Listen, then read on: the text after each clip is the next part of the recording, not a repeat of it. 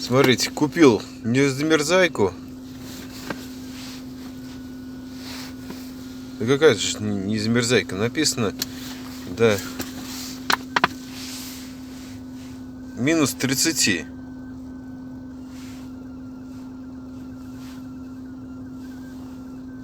Она уже замерзла. Это еще подтаяла, потому что я пока в машине ехал, в машине потеплела.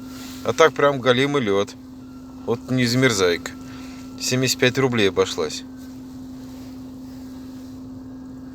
Капец какой-то. Короче, вода. Да, ну что, как говорится, дешевый. За эти деньги 75 рублей. Что можно купить?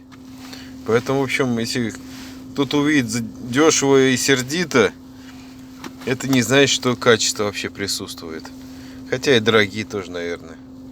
Тоже что-нибудь мухлюют. В общем, туфта.